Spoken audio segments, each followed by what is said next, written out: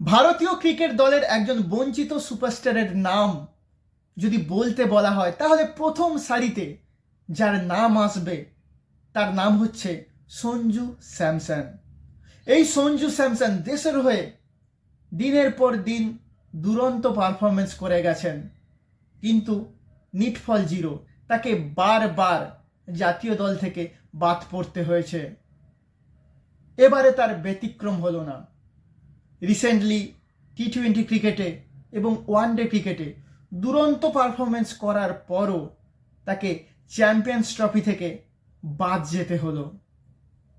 ভারতীয় বোর্ডের এই সিদ্ধান্তের তীব্র বিরোধিতা করেছেন সুনীল গাভাস্কার, ইরফান পাঠান সহ বহু ভারতীয় প্রাক্তন ক্রিকেটার। সঞ্জু স্যামসন একজন দুরন্ত উইকেটরক্ষক ব্যাটসম্যান। তিনি যেরকম দলের প্রয়োজনে ওপেন করতে পারেন, তেমনি দলের প্রয়োজনে যে কোনো পজিশনে দুরন্ত ব্যাট করতে পারেন।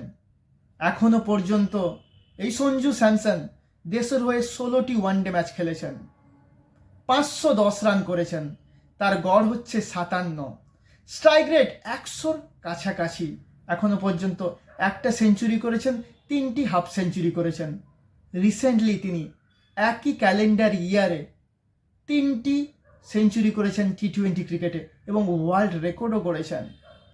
এইরকম একজন কৃতি ক্রিকেটারকে, যিনি দেশের হয়ে দিনের পর দিন দুরন্ত পারফরমেন্স করে আসছেন, তাকে ভারতীয় দল চ্যাম্পিয়ন্স ট্রফির দল থেকে বাদ দিয়ে দিল। অথচ তার জায়গায় যে ক্রিকেটারকে, অর্থাৎ যাকে এই চ্যাম্পিয়ন্স ট্রফির দলে সুযোগ দেওয়া হয়েছে, সেই ঋষভ পান্তের একটু ওয়ানডে রেকর্ডটা আমরা দেখে নিই। ঋষভ পান্ত এখনো পর্যন্ত 31টি ওয়ানডে ম্যাচ খেলেছেন, 871 রান করেছেন, গড় 33.5, একটি সেঞ্চুরি করেছেন, 5টি হাফ সেঞ্চুরি করেছেন, স্ট্রাইক রেট 125। ঋষভ পান্তের থেকে ওয়ানডে ক্রিকেটে রেকর্ডের বিচারে এবং বর্তমানে সাদা বলের ক্রিকেটে পারফরমেন্সের বিচারে অনেক অনেক গুণ এগিয়ে আছেন সঞ্জু স্যামসন।